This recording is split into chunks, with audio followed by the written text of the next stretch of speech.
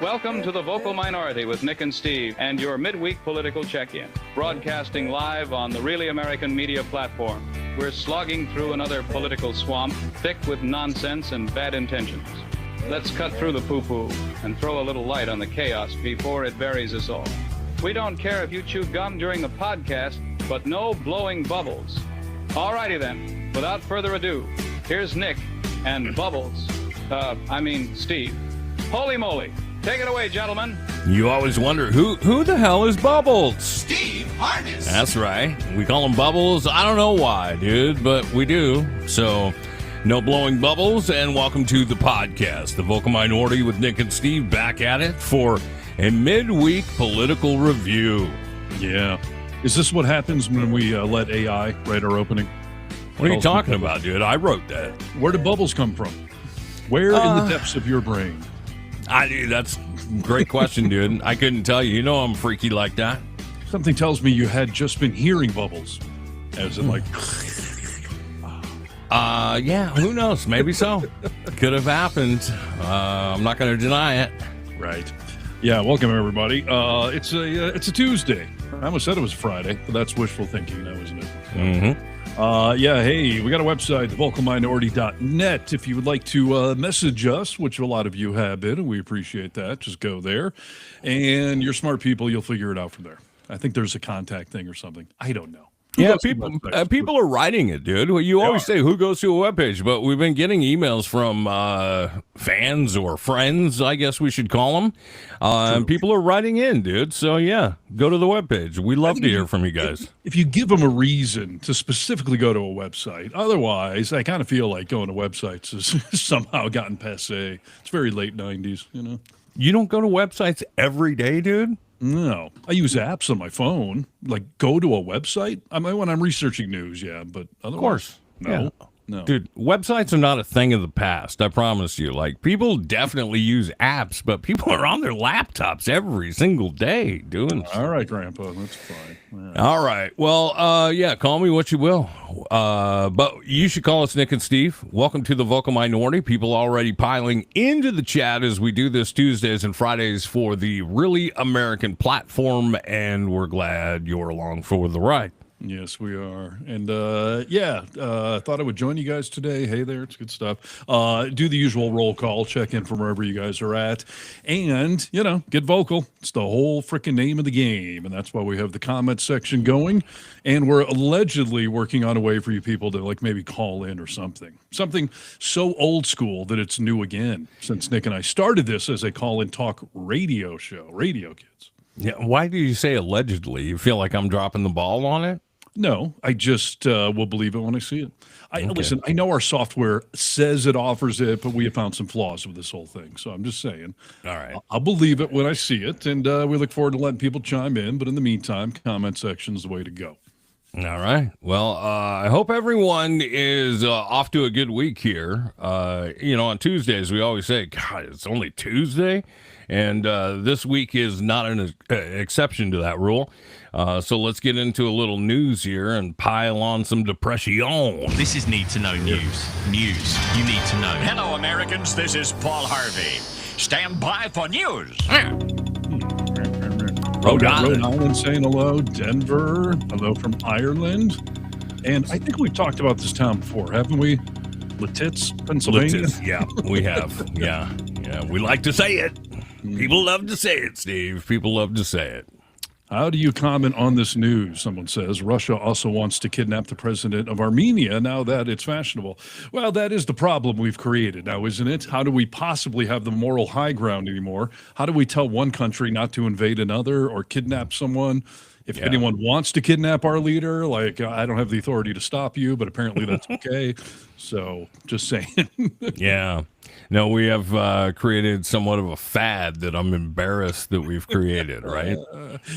Well, hey, just wait till we go take Greenland, because it's on my list today, because that will blow up the NATO alliance, and then it's just every man for himself. So there you go. Well, we'll get all into all that. Oh, hey, speaking of world domination, hi from Germany. At least you guys learned your lesson. To them, that's ancient history. For us, it's current events. We're slow learners. Told you when I was in Germany last year, dude, that people were like, "What are you guys doing, dude?" Like, Rachel and I went to a museum. It was all about World War II and about Nazis and everything else, concentration camps. And it was, I mean, obviously that is heavy shit, dude. But as we were going through the history, I was just like, "Oh, there's a parallel. There's a parallel." And people are saying it right there in Germany. So yeah, that's not hyperbole. Right. Yeah, here's another high from Germany. This guy, Noodle Fence. If you try to kidnap the U.S. president, you have to deal with the beast. First of all, I'm not suggesting anyone kidnap him. I'm saying some foreign world leader apparently could do it. And the beast, I believe that's the president's limousine thing, right? I have no idea what that is. I thought they were talking about Junior Dictator. No, no, he's not a beast. That's what they call the president's armored limousine thing. But I saw a movie with Channing Tatum and Gerard Butler, whatever that guy. Like, I've seen many movies that find a way to get around all of that stuff. So, well, as you can see, we just did it, dude. You know, so right. And apparently, we used a sonic weapon. I saw some pundit on Fox News the other day kind of laughing about that, people bleeding from their ears, but we can't figure out if that story's real or not. So no, we can't. But I mean, Caroline Lyon Levitt came out and said, like, you have got to look at this. And I'm just thinking to myself, we had a brief conversation about it. I'm like, that's some scary shit, dude, because if that technology is real, I don't think it would be hard. All you would have to know is how to tune a frequency, right? I suppose. I mean, we heard about it in Havana.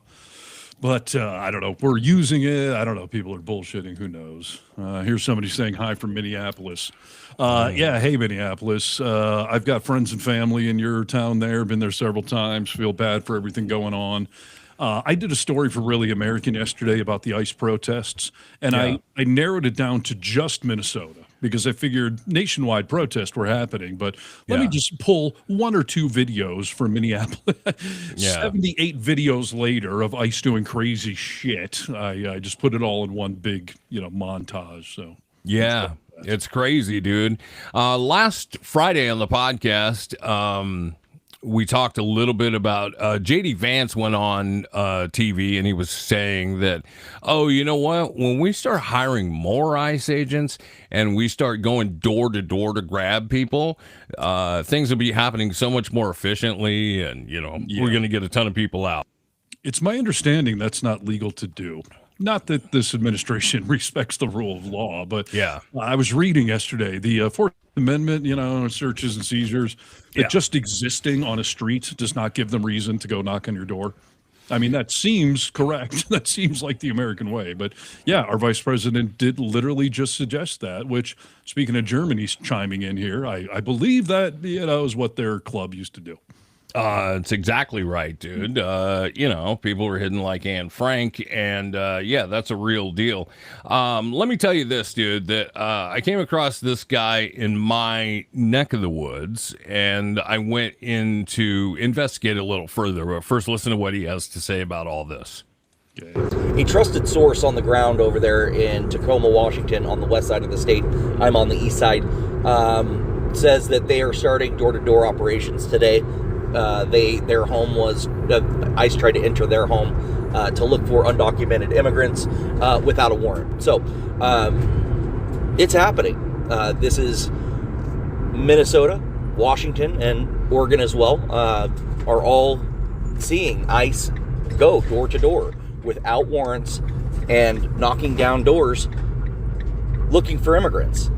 So J.D. Vance stated on Fox News January 7th that ICE will ramp up agents, what I just talked about. He then went on to defend this on January 8th amid Renee Good shootings backlash, focusing on criminal illegal aliens. Are we seeing this? It doesn't look like it as of now because, oh, look at this, dude. Confirmed door-to-door reports, Minneapolis, Los Angeles, North Carolina, Portland, Oregon, Chicago, and D.C. Was that video you just played from Tacoma, Washington? Is that where that guy said he was? Yeah. Well, joke's on ICE then. You don't want to go door-to-door in Tacoma. There's nothing good there. Yeah, I mean... The reason they call it the aroma of Tacoma. So, really, confirmed reports of them just knocking door to door.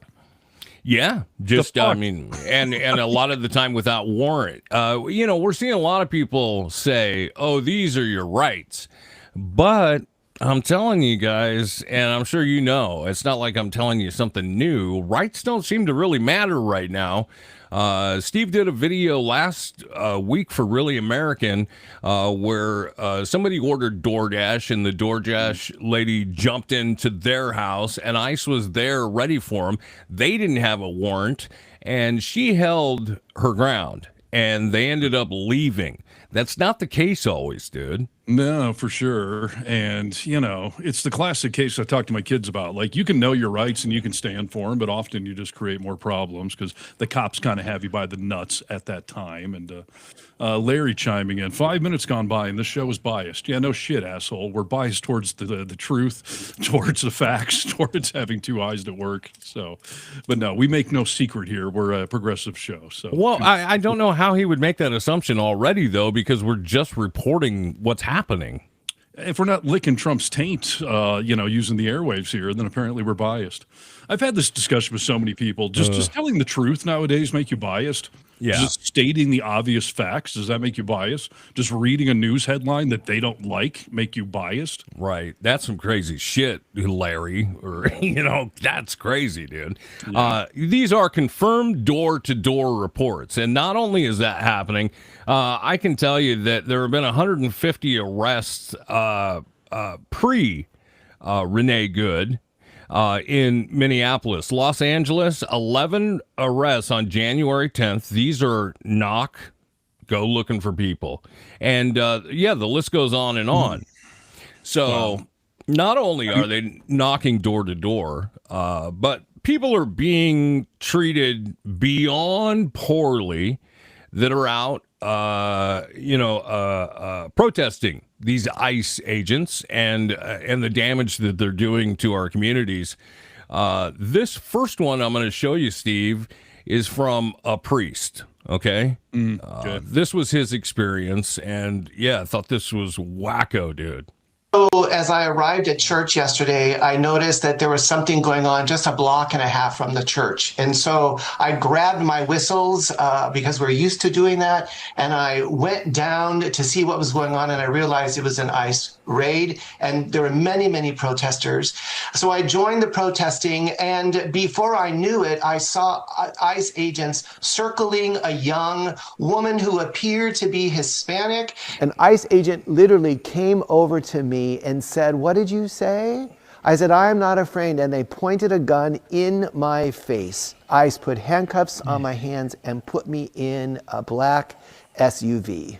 And then a few moments later, they came back and they said, "Are you afraid yet?" And I said, "No." And then they said it. "Well, you're white. You wouldn't be fun anyway." Wow. A priest getting molested. That's a twist on things. But Yeah, I don't doubt anything he said, for a second. I mean, it sounds like everything that's kind of playing out right now. So absolutely. And I'm pretty sure he's been trained not to lie. So there's that. This is the epic problem we have created for ourselves. The old, ask for forgiveness, not permission. Yeah. That is the mantra of Trump world. But they are experts at delaying everything in the courts. So, they wave guns in people's faces constantly. I've done multiple videos on that topic on this channel. A lot of it on film, unlike the good father there, or priest or reverend, whatever the hell he was. But yeah, I mean, how do you have accountability when they just do whatever the fuck they want to do, and then we all try to figure it out later? Yeah.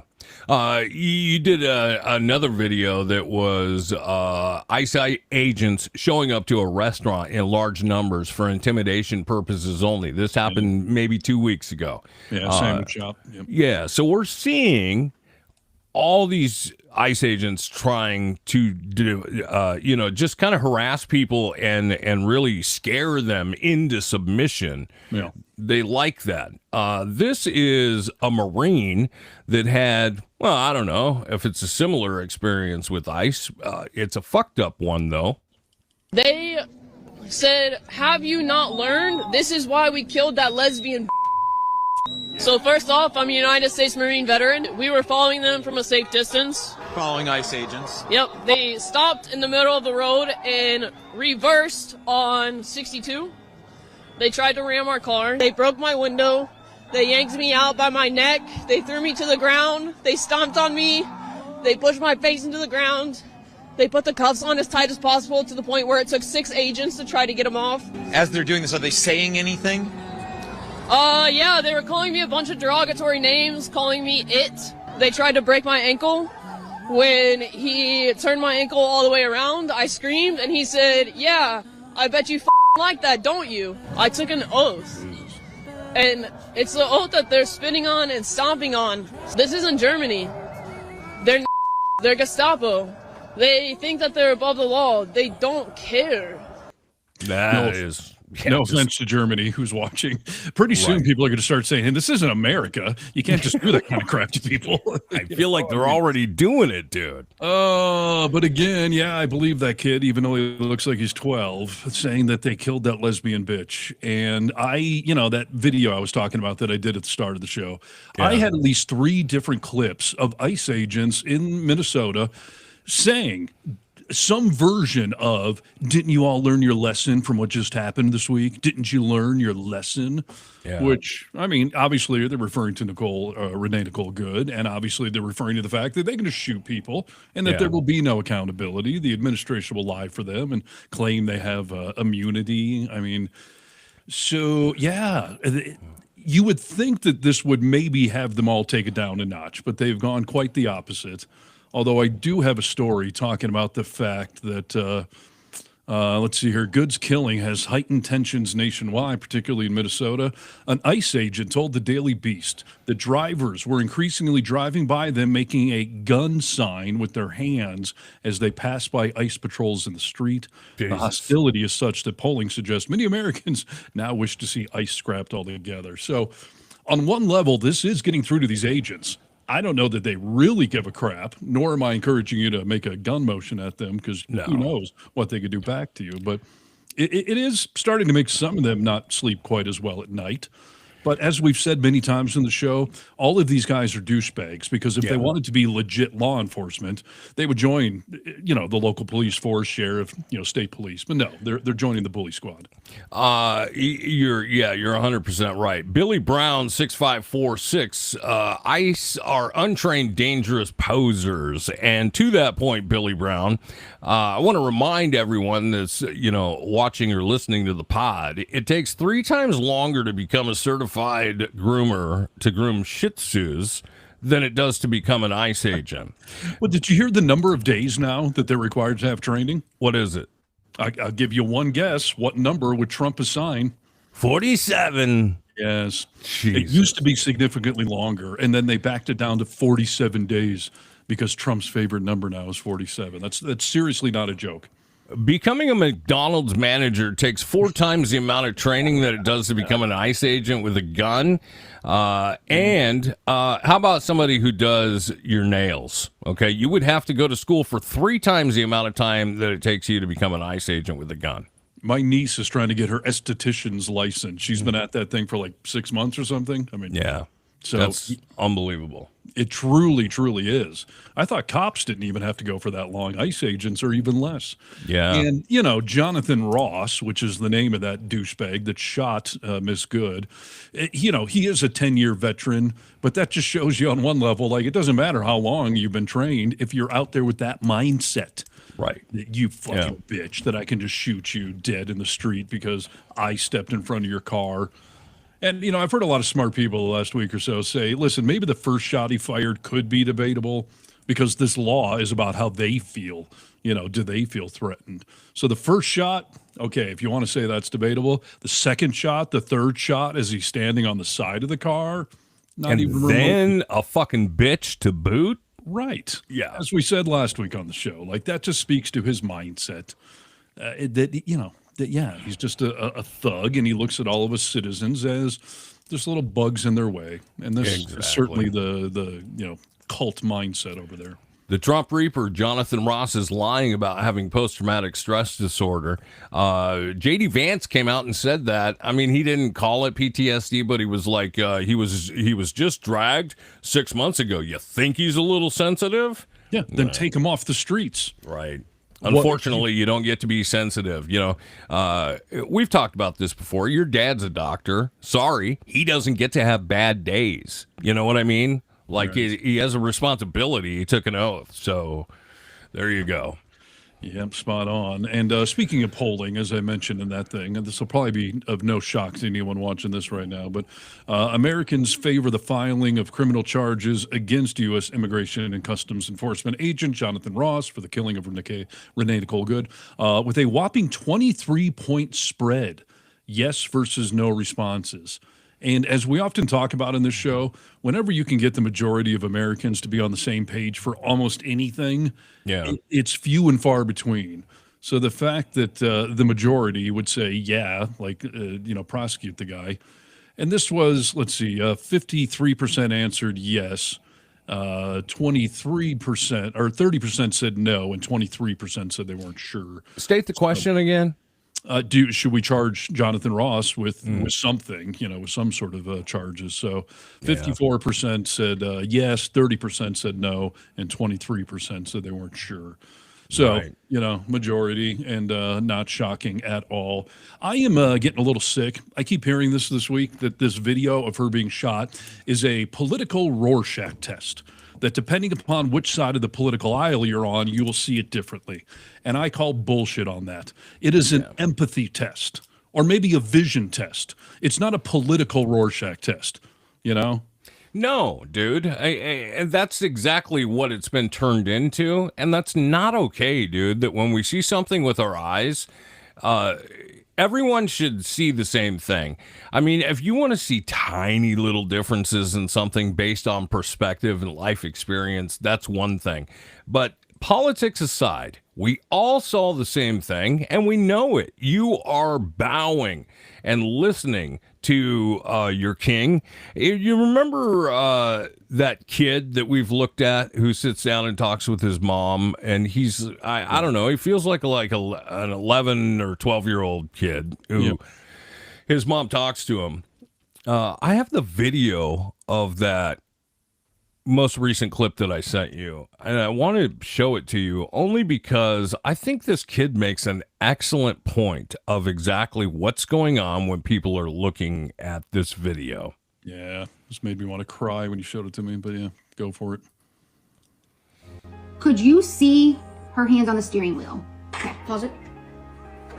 So you can clearly see her steering very violently out of the way in order to avoid hitting the officer. Like, this isn't just steering, she is steering like this. A normal person with critical thinking skills should be able to change their perspective and say, wait a minute, it doesn't look like she was going right at him. She was turning, and change their perspective on the story. Why is it important to talk about this kind of stuff and not ignore it? But people don't want to know the truth sometimes. I'm getting off topic here. No, I think it's right. Because people don't want to believe the truth sometimes, which is why they force themselves into believing this stuff. And it is my responsibility to make sure you hear the whole story so that you can use that amazing common sense brain, critical thinking brain that you have to come to the right conclusions. Because if you don't, then you're always only going to believe one thing, and you turn into someone who is full of hate and has no empathy. And now this lady's child doesn't have a mother.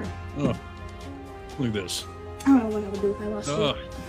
Poof. Dude, he's exactly right, dude. People lie to themselves. They don't want to believe the truth to separate themselves from their party and their king, Yes, and like she said, they convince themselves of the truth, and they don't have empathy. And the look on that little boy's face when he has to imagine what it would be like if it was his mom that had gotten shot that day, and then he just lost his mom. That's what Renee's kids are going to grow up to, that reality. I mean, I don't know. Dude, on one level, I'm glad is not the right. I mean, she is going to be a cultural icon. I mean, at least there's some solace in that. I even feel weird saying it like that. Like, I hope you know my point here is. But yeah. I'm glad that we're all supporting his mother. I'm glad that we're not letting her memory die. I'm glad that this entire world is fighting for her. Right. Obviously, I wish we didn't have to have that fight or that conversation, but there are other people that ICE have abused and or shot. I mean, the list, I've seen the reports of how many people have died in ICE custody or have been shot, and we don't know their names. We don't get to cheerlead for them. So that's right. Yeah. No, I do understand what you're saying. You and I, collectively, we know a liar. I mean, we know a liar personally that lies about everything. We were just having this conversation about the fact that when you lie so frequently that you do start to believe your own lies, dude, that somehow it's almost like it reprograms your brain that you can make your own reality. And I feel like that's what's happening here. Yeah, I think that is MAGA world in a nutshell. I have always questioned, does Trump really know he lies constantly, or just is his brain so warped that anything that is not fitting into his narrative, anything that doesn't compute with him, he just on some level actually feels like I can't be wrong. No, why would I admit I'm wrong? I cannot. I'm incapable of being wrong. Yeah. Therefore, he just spits out things that his brain thinks is true. Like, none of that justifies it, but on some curiosity level, I'm like, do you know you're a fucking liar, or are you just so twisted that that's all that comes out of your mouth? Right. Thank you, Ma. Good, and God bless. And these, you know what? I'm not a parent, but I would imagine that if I was, I'd be having similar conversations with my kids. I think it's really important. I've seen you do it with your own. So, yeah, that's part of the resistance. That's how we fight back. We are raising the future, and hopefully someone to take the baton and move us forward to a better place. So those are important conversations for sure. They are.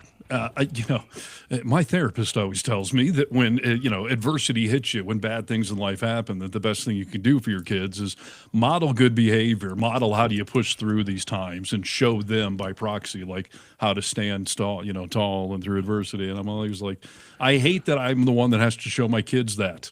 Yeah. And I feel like it's been constant for me in the last several years of my life. But yeah, I guess that is all you can really do. Yeah, 100%, dude. Susan says that's narcissistic personality disorder. He can't be wrong. I really do think that's what it is. Yeah. I mean, yeah, there's a clinical diagnosis for it, dude. So, what is this here, dude? Renee's family GoFundMe reached over 1 million. They're giving the rest to all other victims' families. We are not the same as them. Amen. Amen. Yeah, it's very true. You notice Erica Kirk didn't ever say, like, okay, I've raised enough money off my dead husband. I'm going to stop now. I'm going to give the rest to charity. She's just raking it in. But yeah, the Good family was like, wow, we raised over $1 million.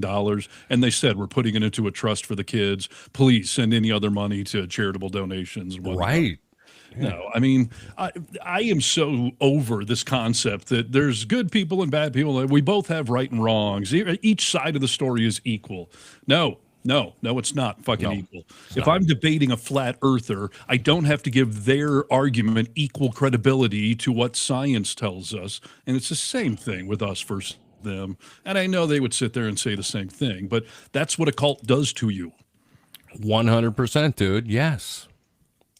Thank you. Yes, I agree with that. I mean, there's not much more to say on that. 100%. Hey, dude, this is a fantastic thing. Well, I shouldn't say it like that. This really caught my ear when I saw it. I saw this lady post this video, and she was like, that whole trend of like, do I pick the man or the bear for women? Yes. If you had to be stuck alone in the woods, would you rather be stuck alone with a guy or a bear? Yeah. And she was like, you know what? At least the bear doesn't call me a fucking bitch after he kills me. And I'm just like, wow, dude. I mean, women are, they're being forced to stand up and change their perspective on this fight. I mean, they're fighting the same fight we are. But I feel like at the same time, they're fighting a very different fight that we don't have to necessarily fight. It's nice to get in on it, but all these women seem to be taking this new trend where they're going and showing how powerful they are. Did you hear about it? No. Yeah, I mean, these women are going to gun ranges, learning how to shoot weapons, and basically telling, like, this MAGA side, like, you guys think liberals don't own guns. You guys think we won't fight back. And you definitely think women are not going to fight back. And the statistics, I sound like Trump now because I don't know the actual number, but the statistics are growing of women feel the need to learn how to protect themselves and fight back. So I guess we're seeing it a lot more now. Well, it's true, and it's a classic case with women or minorities that, most of the J6 rioters were Caucasians. If that many black people showed up with guns, what do you think the average, elected official in the Republican world would have done? Or if that many women show up to a anti-abortion rally or pro-life, or pro-choice rally? You know what I'm trying to say. I didn't get much sleep last night. But, yeah, no, I mean, empowerment is certainly a good thing. And I've also said for years that the reason we're never going to just take guns away in this country is plenty of Democrats own them too. We just don't worship them. We don't jerk off with them. We don't fetishize our guns. It's like a tool. I don't worship my hammer, but I have one.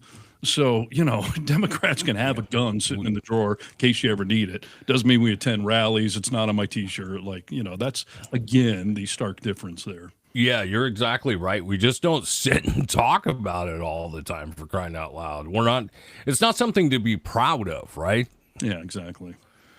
Speaking of not being proud of things, so America. So I did a video for Really American a few days back, maybe it was over the weekend, about that it pains me. And you and I started talking about this last week, actually. I think that's where it started, that, we're kind of looking at a boycott of tourism for America. That we're trying to tell people that it's not safe here. It's not safe for us citizens. How the hell do you think it's going to be safe for you, especially if you're not white? Yeah, asking for all your social media, charging more to get into parks, charging more for visa applications. Like, the reasons not to come to America just keep getting longer and longer. And then over the weekend, I started to see this whole FIFA boycott happening because we're hosting a lot of the World Cup games, not all of them, but that's a much bigger international draw than it ever will be domestically for soccer, football, whatever you call it. So it's really interesting. So far, according to a report by Roya News, just shy of 17,000 ticket holders just over the weekend have canceled their World Cup tickets for games here in America. Wow. That's a good start. When is that supposed to happen? Do you have any idea? I don't. No, I mean, I know it's coming up this year, and I know at least one of the matches is in Seattle. Yeah. And Trump tried to throw you guys under the bus that Seattle was some desolate hellhole. And very dangerous, Steve. Seattle's very dangerous. But I would tend to agree. I'm not trying to hurt blue states or blue cities or anything else, but right now, I say it because America is broken. It is dangerous. And just in the past couple of weeks, I've just seen more and more people start to talk about that, just how freaking broken we are and how unsafe we all feel. And so I would never normally say boycott America for tourism, but sure seems like the prudent thing to tell people. Completely. I mean, we, like you said, citizens don't know what's going on from day to day. So, I mean, if I had someone I cared about in another country, I would say, like, yeah, don't come over here right now, dude. I mean, let's wait a little bit and see how things go. But, that's another question for you. We talked a little bit about it on Friday. Are we done? I mean, is the America that we once knew and loved, will it ever be the same again, Steve? I want your prediction because, I respect your predictions. Thank you. Well, people always have their illustrious Peace Prize ceremony. Yeah, a little bit of irony of them handing that thing out. Is America done? No. Are we on the ropes? Is it the bottom of the ninth inning or whatever? I don't know how many sports analogies I can mix in here. Do we need to throw a Hail Mary? Do we call it a pinch hitter? I don't know. Are we done? No. Are we freaking in the worst hole we've ever been in? Yeah, I kind of think we are, as far as our version of democracy and what we're supposed to be. But I can't just completely give up hope. I mean, we'll see if Trump does try to cancel the midterm elections this year, as a lot of people are predicting he's going to try. That would not be a good thing for our democracy and hard to recover from. But the man is not going to live much longer, and MAGA cannot truly survive without him. So it's darkest before the dawn, I mean, that's where we're at right now. And the only good thing about this is that it is uniting a lot of these people that you see it all in the comments sections, right? Yeah. Stand up and fight back. And, it's what we have to do. And I don't mean it literally, like taking arms up. I mean, keep spreading the word, stay angry, stay diligent, talk to everyone about voting. Don't be shy about talking about politics. Screw this whole don't talk politics in social settings. Like, stand up and fight back, put a spotlight on all of this. And then come the midterm elections, we have a chance to freeze them. Current predictions say we could take as many as 30 seats from the House, even if Trump gerrymanders. Alaska just nominated a woman who is a Democrat, but is very popular up there. She could actually take the Senate seat, which would tip it, in theory, in our favor. That could be the one red state that we really need to take. So, as we've talked about repeatedly, like the political pendulum just cannot be stopped. It will always swing both ways. And in this country, the party in power always tends to get screwed in the midterms, whether they're good or bad. So the pendulum will swing. Science, you can't stop it. For every action, there's an equal and opposite reaction. So we just have to keep this thing on life support long enough to save it. We got to get it to the hospital before it does die, because right now it's bleeding out. 100% right. We talked a little bit last. We talked a little bit last week about the Democrats and vote blue, no matter who. That is now more important than ever. You know what I mean? At that same time, that's a great comment. Let the blue wave reign. And that's exactly what we want to happen. It's exactly what I want to happen. But I got to say, dude, that I'm disappointed in the Democrats. I'm disappointed in everybody, but I'm disappointed. I feel like we could be doing more. And that's, I'm still going to vote blue, no matter who. But this is a great sentiment from somebody that I hadn't really thought of myself, and it's pretty simple. Listen to what this girl has to say, and tell me your thoughts on it. Okay. So if you go to C-SPAN's TikTok right now, you will see that Representative Hakeem Jeffries decided to have a little press conference and say the killing of Renee Nicole Good was an abomination. And he continues on to say shit that we all already fucking know. Stop fucking getting in front of all these fucking cameras and telling us, the people, what we already fucking know. If the motherfuckers in charge, that I'm pretty sure are getting paid from our tax dollars, are doing nothing more than what you and I are doing, talking to fucking cameras, then get the fuck out of the way. What is your fucking plan? You all are the ones who can go, hey, coworkers, let's do something, because this is our job. If you don't have anything to do other than get in front of a fucking camera, then you are no better than me. Move. I better not see another fucking representative. I don't even know what y'all do. Congress versus Senate? I don't fucking know. All I know is you're supposed to be doing checks and balances, bro. That's what they taught us in middle school. Listen, I appreciate her passion. And I love that she's admonishing people for getting on camera while she's getting on camera. But short of Hakeem Jeffries becoming Batman, what are you hoping he will do? We got our asses handed to us in the last election. We do not have control of anything right now. There is nothing we tangibly can do. And I mean, again, I appreciate the enthusiasm there and the sentiment behind it. And do stay angry and do keep calling your elected officials and post stuff like that online. Keep the pressure on them. But it is a reality that, did that woman show up and vote? Did she encourage 5 of her friends to show up and vote blue no matter who? Or was she one of these, like, I don't love Hillary Clinton. I don't love, Kamala Harris. Like, I am so sick of Democrats that are like, well, if I don't love the person, if I don't love them, I'm not going to get it out. Or if they don't promise this or that, I'm not going to get out. Like, people, it's good versus evil, okay? If the good is not good enough for you, you want to, by proxy, vote for the evil? So, listen. Like I said, stay passionate, stay all motivated like that. But what can we do right now? What can elected officials do right now? Nothing. Unless a bunch of Republicans are going to grow a spine and see the obviousness of the fucking truth. We need majority rule. That's what the country is set up on. So what can we do right now? What are you suggesting Democrats do right now? Stop advocating for party loyalty. No. Stop saying that, dude. Dude, if we were running against John McCain or something, I would say, like, that's a normal, level-headed, I know he's dead, but you know what I mean? Like, we're running against Satan here. So, yeah, it's party loyalty. If you want a third-party thing, you got to do that in the primaries. pick your crazy candidate, pick whatever extreme, middle, center, far left, like, and rally support in the primaries and get them on the general ticket. Then we will all support that person. But I am sorry, when it comes down to red versus blue, left versus right, you goddamn better get in line and vote blue. What is the alternative? This is what happens. We let a fucking monster get into the office. Yeah. Yeah, you're 100% right. I mean, you know what? When we get things back to normal, you can go back to playing your games and having conversations. But as of now, this is it, dude. This is it. This is our only choice. That's why people are feeling frustration because, they say beggars can't be choosers. But, we want to choose. We want to choose for you to do more and do this. We just don't have that choice right now. Yes. Listen, I understand the frustration, but goddamn, man, if you didn't vote blue in the last election, I really don't want to hear from you. I mean, we were harping, everyone was, at how dire the consequences would be, and no one really seemed to believe it. And we let the other team outvote us by 1 percentage point, and our freaking country is unraveling. Yeah.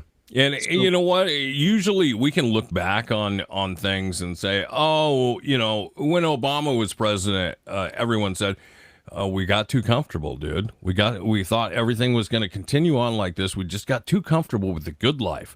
This wasn't even that. This was the fact that somehow there was a good portion of people who believed the freaking lie of Project 2025 and the Trump administration and thought, maybe I should give it a chance. Dumb motherfuckers. Right. God. Listen, Andrew, I appreciate it, man. I don't want to hear about everyone who is supporting Schumer and Jeffries. Like, we've got the hand that we're dealt right now. I mean, primaries are coming, elections are coming. We can all vote to change things, but once you got whoever's piloting the plane, we kind of need to support them until we can land and reconfigure things. So that's a good analogy. Yeah. I mean, I don't know what else we could say besides that. Vote blue if you want to live. Okay. The Trump Reaper sums it up nicely. Always coming in with a great knowledge, dude. The Trump Reaper. Right. So I get it, but yeah. What's the alternative? It's exactly right, dude. Hey, we talk a lot about boycotts on the show. I was just talking about boycotting tourism for foreigners looking to come to America. Have you heard about this Chipotle thing? Mm-mm. You mentioned it to me earlier today, and I had no idea what you were talking about. So one guy who is, let me see here, his name is Bill Ackman, purchased a basically 10% stake in Chipotle back in September of 2026 at a cost of $1 billion. This made his hedge fund one of Chipotle's largest shareholders at the time. So this Ackman guy just donated $10,000 to ICE, and he wrote the whole situation is a tragedy, adding that the officer was just doing his best job. He went on to refer to Good as, quote, a protester who likely did not intend to kill the officer, but whose actions in a split second led to her death. Okay. So a lot of people are calling for a Chipotle boycott. Problem is, he's with a hedge fund that bought 10% of the company. He's not actually with Chipotle. Chipotle put out a statement today emphasizing Bill Ackman is not affiliated with Chipotle. Doesn't work here. He works for a hedge fund that was on the stock market and bought a bunch of our stock. Like, we're not responsible for this guy. Right. And this gets into a debate I've had before with people. Like, I love Wendy's. Apparently, the guy that ultimately owns Wendy's is some conservative guy, but I don't see him on the news. I don't see him at Trump rallies. Like, does he spend his own private money to donate to a group? Like, maybe. I don't know. Like, how far do you – at least that guy's the owner of Wendy's. That would make some sense. This guy is part of a hedge fund that invested in Chipotle. So do we hold Chipotle responsible for this guy's actions? No, I don't think so, dude. I mean, this is where it gets so hard is when things are happening with hedge funds and they're not actually the owners of the company. But you even look at that guy and be like, why are you supporting anything that belongs to MAGA? This is what I would say, dude. If you're going to support MAGA and you have a hedge fund, you should just remain silent or pay the consequences, because some people are going to be pissed. And yeah, I don't know, for all of our attention spans, people aren't going to be like, oh, it's not really Chipotle's fault. They're just going to do a ban on Chipotle. I mean, they're a publicly traded company. They can't stop who buys their stock. Well, I mean, that's the world we're living in, dude. I can't defend them. The people that listen to this podcast are not going to be like, I'll make a very tiny dent if they are somehow associated.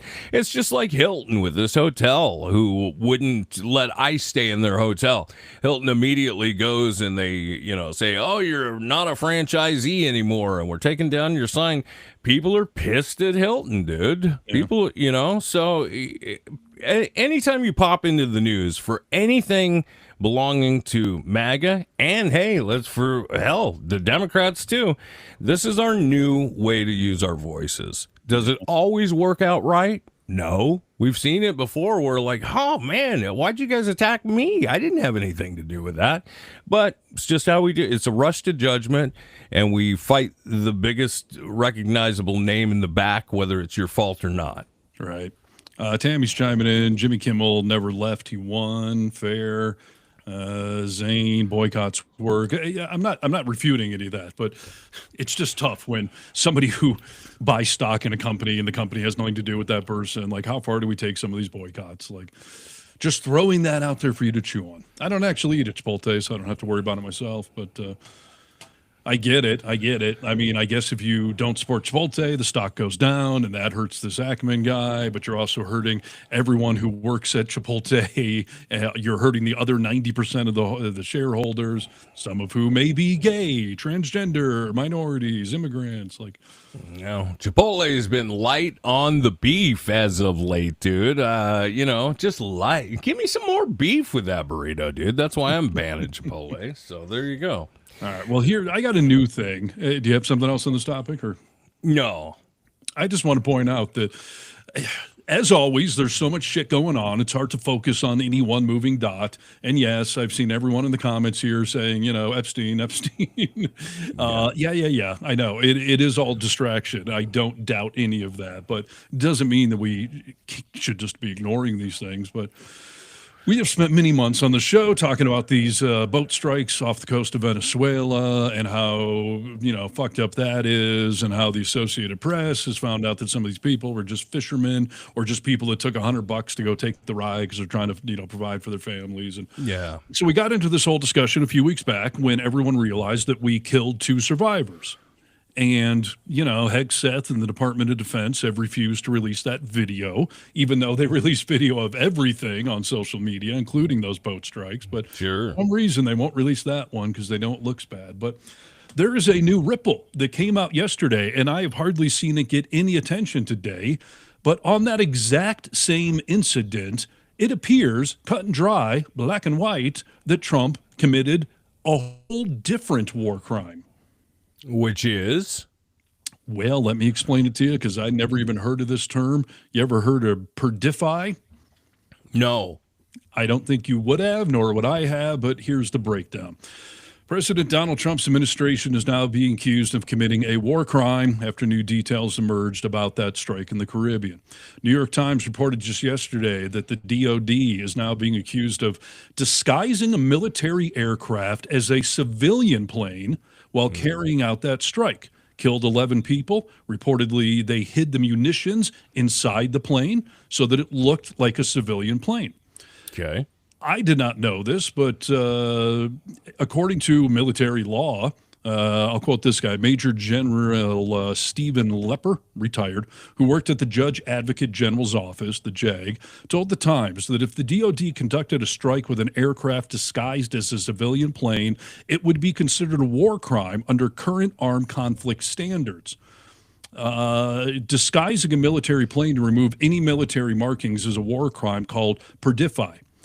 The concept being that if you're going to use the military to attack someone, you can't trick them into thinking you're civilians. You got to give them a chance to retreat or to surrender or to jump off the boat. If you sneak up on them on something that looks like a civilian airplane, I mean, it's just like someone walking up in street clothes and shooting you and then showing you a badge, over your dead body. So the point is, yes. On a simple level, I mean, it's almost like laws that we've talked about and known for a long time about unmarked police cars, right? And how it can be entrapment, that type of thing. Like, you got to show your true colors. Give me the opportunity. Exactly. So, yeah, I mean, essentially, you're tricking people, and apparently that's a no-no in the world of war crimes. Because here's the thing: if we accept Trump's premise that we're at war with these people, which I don't accept the premise, but let's just say that we do, then you got to follow the rules of war. And we've got several people in the military as of today saying that didn't know this little detail, that would be a war crime. So they committed a war crime either by killing the two survivors when it was not an act of war, when we're not at war with them, or if you take their argument, well, then you committed a different war crime by, for some reason, disguising this plane as a civilian aircraft, which they have not done since that strike. Almost as if someone told them, hey, guys, you can't do that. That's really interesting, dude. I've never heard of this happening at all, and I wonder why they did it. I would assume to sneak up on them, to guarantee the success or whatever. And the same article points out that apparently the people on this boat did see that plane, whether they knew it was military or not. They turned around and were heading back to Venezuela, and we still blew them up anyways. So there seems to be like three different ways that this could be a war crime. Either the fact that they were retreating and you still tracked them down and blew them up, much like if someone breaks in your home and then runs, you can't chase them down the street and kill them. Or they killed survivors, which would be a war crime if you're not at war, or even if you are, quite frankly. Or this new thing. You can't disguise your plane as a civilian aircraft, hide all the guns and bombs, and sneak up on someone and not give them a chance to surrender or retreat or whatever else. So I'm curious if this will actually get any traction or attention, because we seem to have let the last one go as far as not releasing the video. Yeah. It's this news cycle, dude. It just keeps going. We forget about stuff. I don't think it'll get any traction. I mean, we haven't been held accountable for anything else that we've done. So how pathetic is that? I don't think this is going to get any traction. We just got the president committing a war crime, but there's so much other stuff going on. Yeah. I mean, can you imagine if this were the thing that he got held accountable for? Right. Hey, Lisa, she says I'm pronouncing it wrong. I asked ChatGPT how to pronounce it because I did not want to come on here and pronounce it wrong. So I don't know. You guys can all go double check the correct pronunciation of Trump's war crime. But I was told the emphasis was on the second syllable. So it's perdify, but who cares? It's a war crime. So pronounce it however you want. Thanks, Steve. You're welcome. And now you'll never hear about this again. Never hear about it again, dude. It's not even real, for crying out loud. I've seen people in the chat want to talk about this, so I'm going to bring it up now. You talked a little bit about Epstein, and we've talked about Epstein on this program in a way that, this is nonpartisan. Bring the Democrats that did something with Epstein to the table and punish them, and do the same with everybody. Bill and Hillary Clinton refused to appear for subpoenaed depositions. Here, I'll play a little video of what actually happened, and then we can discuss this, because I have questions for you and want to get your thoughts. Okay. Voted on by the entire committee in a unanimous vote of the House Oversight Committee to subpoena former President Clinton and former Secretary of State Hillary Clinton. Now, Hillary Clinton's supposed to show up tomorrow. We'll see what happens there. But with respect to the former president, he did not show up today. So no one's accusing Bill Clinton of any wrongdoing. We just have questions, and that's why the Democrats voted along with Republicans to subpoena Bill Clinton. Not a single Democrat showed up today. Not a single Democrat. The ones that have press conferences on the Capitol steps and talk about how they're trying to get justice for the victims and all that. It just seems like they only care about questioning Republicans. And we've had a former Trump cabinet secretary, Acosta, in for a grilling. We had Bill Barr, former attorney general, in for a grilling. But for whatever reason, President Clinton didn't show up, and the Democrats on the committee don't seem to have a problem. Mm-hmm. Love to get your thoughts on that, dude. I have my own, but yeah, I imagine that we'll think in a similar fashion. I mean, my first thought is this is careful what you wish for, good enough for me, but not for thee. Just to remind everybody, Republicans who defied January 6th committee subpoenas, Jim Jordan refused to abide by the subpoena, Kevin McCarthy refused to, Scott Perry refused to, Andy Biggs, Mo Brooks, Mark Meadows. They all claimed it was that they didn't have to follow subpoenas. So Right. if nothing else, I find it humorous and ironic that now you're trying to use your subpoena power, and two people who, unlike you guys, are not elected officials anymore, told you to go pound sand, like, Yeah. come after me. So, I mean, I'll be honest with you. I know the stories out there today. I have not done enough research as to what the Clintons are saying as to why they're not showing up. But on the list of the Epstein fouls, I don't care. As we have said before, show me the Bill Clinton who was molesting children, and yeah, we'll disown him. I'm not a huge Bill Clinton fan nowadays anyways. I mean, I kind of gave up on him when he cheated on his wife in the 90s. So Yeah. I'm not going to really defend Bill, but I just find it hilariously hypocritical that Republicans are whining about other people ignoring subpoenas when some of you still serving in Congress ignored your, subpoenas that we sent you. Yeah. Yeah, we've been saying that for a long time, dude. That MAGA is the party of hypocrisy. The Clintons claim no relevant info to provide, comparing their sworn affidavits to those accepted from other witnesses like ex-law enforcement, and accuse Comer of shielding Trump's allies while targeting Democrats.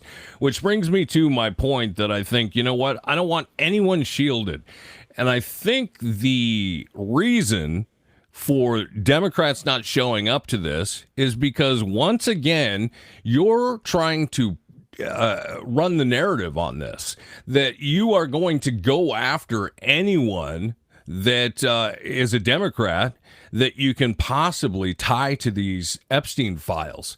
And you should, but go after everybody. Stop trying to make this just a Democrat thing, and do the right thing for the victims of all of this, for the law and order, and bring everybody in, dude. So when you're just bringing the Clintons in, I'm not playing with it either. No, I mean, they're clearly playing a partisan game. And yeah, you're right. Just subpoena everybody then. This attempt to just point the spotlight at Bill Clinton. Look at all these pictures. We're going to call him in to testify, but not any of the other people, not any of the Republicans. It's another attempt to distract. And I have all the faith in the world that the Clintons have good lawyers working for them. And if they truly need to go in and testify, they will. And if they're hiding something, good. Screw them. Hang them out to dry. I'm fine with that. 100%, dude. Legally, refusing a congressional subpoena risks contempt charges, which is a misdemeanor, up to $100,000 fine and a year in jail if the DOJ prosecutes. But former presidents often challenge via court citing executive privilege. Past examples like Trump aides led to mixed outcomes. So, they're not going to get in trouble for this. And, what comes around goes around. Do it the right way and start bringing everybody in. Dude, stop picking on one side here to run your narrative, you asshats. Yeah, totally. Violet's right here. Clinton already released a statement saying, release all the files, don't care, bring them on. That doesn't sound like a scared man to me. And by the way, Epstein's brother, Mark, I think is his name, said that, as far as I know, Clinton was never at that island. Yeah, so, it's just, come on. And we've also learned of late, they have officially released 1% of the Epstein files that the DOJ has. So stop playing games, So no. Do I care? No. Nope. Exactly. All right. So hold fast, Clintons. Hold fast. Yeah. You want to hear some more creepy Trump world news, though? I mean, if you want to call people in to testify. Yeah, please. A former MAGA loyalist. This is a FAFO story. This is a former MAGA person. Says that she turned her back on Donald Trump after enduring rampant and humiliating sexual harassment at his Trump National Golf Club in New Jersey. This was not back in the 90s or anything. Maria Hadley, an events team member and banquet server at the Bedminster property, alleged in a lawsuit just filed in New Jersey court yesterday that female employees were forced to wear revealing uniforms several sizes too small. Meanwhile, men in positions of power at the resort tried to get underage female staffers drunk, fawned over, quote, sexy teenagers, and retaliated against employees who spoke out, according to this lawsuit. The 79-year-old president and his son Eric, both named in this lawsuit. Bedminster, by the way, costs $350,000 per year. And this woman, Hadley, a now former MAGA type, said, quote, I did not want the president that I believed in and voted for each time he ran to be shown in a bad light or lose face. But it got ignored. I am absolutely incensed. And there were reports from some of these women saying that the bartenders, that they would go up and order a, Shirley Temple, and that if they didn't sit there and watch the bartender, they would put vodka in it. And this one bartender claimed that vodka gives you energy. Help you work harder, kid. Jeez, like they were intentionally trying to get teenage girls drunk, forcing them to wear, revealing outfits that were 3 sizes too small. Guys obviously weren't doing the same thing. And this is at Trump's golf course. Almost as if he has created a culture of this sort of thing. Yeah, almost if he's a creepy old Bill Cosby. Yes. Yeah, well, we know what kind of guy Trump is. I mean, it's been said over and over again with proof, and no one seems to care, dude. But yeah, this is another example, I suppose, of nastiness. Sycophants and enablers. It's what he's got around him. Real quick, Rep. Randy Fine, Republican from Florida, has introduced a bill to make Greenland the 51st state. Kara Lyon Levitt said that there was not a timeline for the U.S. to take over Greenland, but that Trump has definitely said it's a priority for him. She said, quote, I think the president was very clear last night. He said that he wants to see the United States acquire Greenland because he feels if we don't, the China and Russia will take them. Like, it is just sycophants and enablers. We now have a bill being introduced to just go take Greenland. Yeah, that's insane, dude. That's insane. I almost don't believe you, but I know it's true. So, yeah. Well, we talked about a lot of shit today, dude. How like the Daily Show says, "Oh, this is your moment of zen," and gives you a nice clip of something as we leave the show to make you feel a little bit better. Sure. Do we have? Is that possible nowadays? Yeah, well, yeah, this is my moment of zen, and I think you'll like it as well. So take a peek. Biden, my tax money, That's ice falling on ice, dude. We gotta love that. That is karmic, cosmic. Yes. Yeah, well, I have seen that clip. It's actually in one of my videos I did this week. And that, I believe, is the second viral video of ice slipping on ice in Minnesota, which is a rather frigidly cold place. So, yeah, that is a little instant karma. Gives me faith the universe is watching, although his head is still intact. So, you always wonder, are my prayers falling on deaf ears? And then you see something like that, and you're like, oh, no, you're listening. Okay, it just takes a little time. I can only hope, if karma is really real, that some doctor stood up and was like, hey, let me check that guy out. And his fellow agents were like, don't care. Go away. Right. That would be the full karma circle. But, indeed it would. Lots of people in the chat today, dude. We appreciate you guys, and thanks for listening to the podcast. This is The Vocal Minority with Nick and Steve. Where can they reach out, Steven? If you go to our website, thevocalminority.net, you can message us directly there. Find our social medias. We check them occasionally.